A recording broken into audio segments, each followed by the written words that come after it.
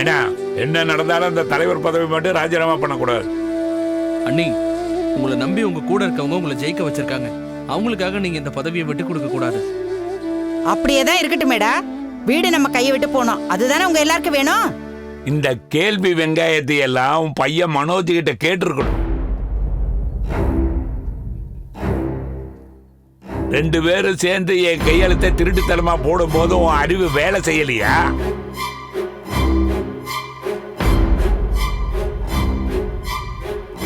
அம்மா, அந்த சிந்தாமணி அம்மாவால் நிறைய பேர் பாதிக்கப்பட்டிருக்கிறாங்க. அவங்களுக்கெல்லாம் மீனா நல்லது பண்ணிட்டு இருக்கிறான்.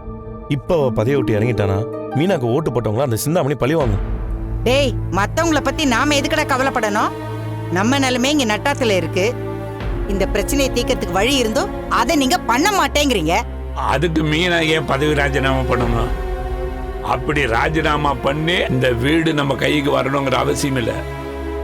நேர்மையான வழியில தான் எதையும் செய்யணும். மீனாவும் அந்த பதவியை விட வேண்டாம். ரவியும் பணத்தை வாங்கிட்டு வாசுதேவன் வீட்டுக்கு போக வேண்டாங்கிற.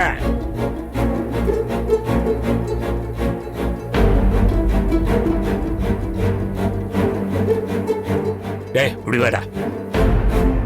டேய், உங்களுக்கு தான் சொல்ற, கேட்டுக்க. பசங்க நீங்க 3 பேரும் என் கூடவே தான் இருக்கணும்.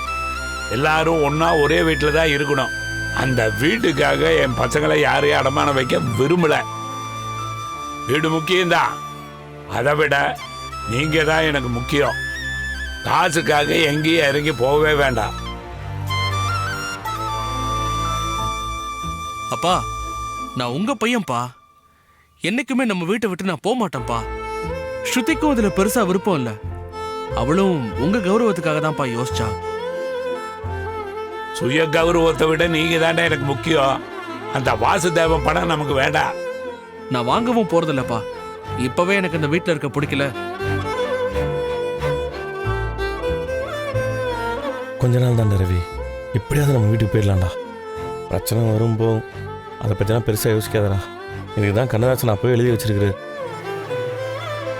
காலமகள் கண் திறப்பாள் சின்னையா, நம் கண் கலங்கி கவலைப்பட்டு என்னையா, 4 பக்கம் வாசல் உண்டு சின்னையா, அதில் நமக்கும் ஒரு வழி இல்லையா என்னையா. இப்படியே பாடிக்கிட்டு வெட்டியா பேசிக்கிட்டு இருடா. வீட்டுக்கு போறதுக்கு வழி இருந்தோம் இங்க ஒருத்தி பதவிதான் வேணும்னு இருக்கிறா. உங்களை எல்லாம் வச்சுக்கிட்டு வீட்டை நம்ம திருப்பின மாதிரி தான். ஏன்னா அவளை விட அவ ஏதாவது சொல்லிட்டு போகட்டும். நீ உன் வேலையை மட்டும் பாரு. டேய் ரவி, உட்கார். மீனா, காஃபி அடிக்குமா?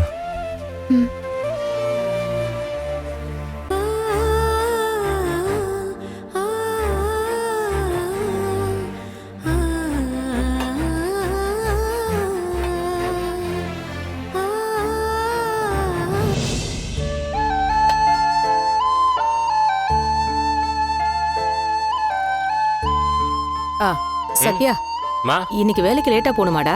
ஆமாம்மா, வெளில ஒரு கலெக்ஷன் இருக்கு, அதை முடிச்சிட்டு தான் போவேன். சரி, அப்ப கொஞ்சம் பொருள் எல்லாம் வாங்கி கொடுத்துட்டு போறியா? சரிம்மா, என்ன வாங்கணும் சொல்லு.